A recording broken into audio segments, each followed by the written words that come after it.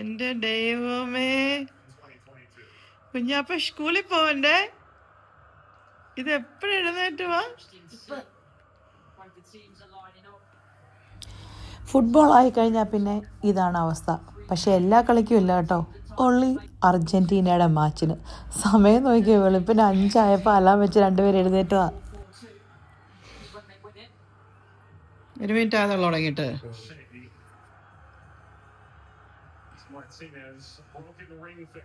കട്ടക്കാപ്പിലോട്ട് തരാം.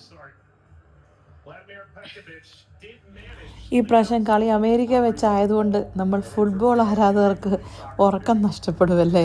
ഇച്ചിരി ഉറക്കം നഷ്ടപ്പെട്ടാലും വേണ്ടില്ലല്ലേ. ഇനി 2 മാസം ഉറക്കമില്ലാത്ത രാത്രികൾ.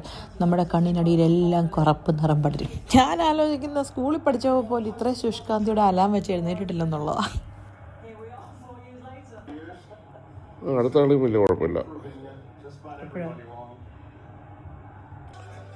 വേൾഡ് കപ്പ് ആയിട്ടാണ് ഇങ്ങനെ ഉരുട്ടുന്നത്. വേൾഡ് കപ്പ് ആയിട്ടാണോ ഇങ്ങനെ? പിന്നെ നീല കളർ കൂടെ കൊടുക്കാൻ പറ്റായിരുന്നു.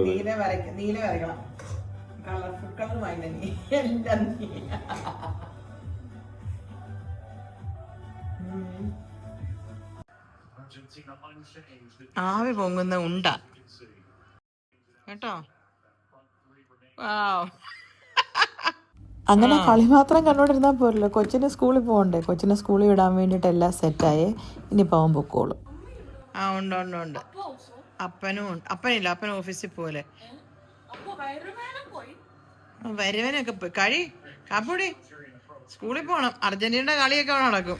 അങ്ങനെ കളി ആവേശത്തിനിടയിലും ജേഡക്കുട്ടൻ ഒരുങ്ങി കാപ്പിയൊക്കെ കുടിച്ച് നേരെ സ്കൂളിലോട്ട്. അല്ല ഫ്രാൻസ്.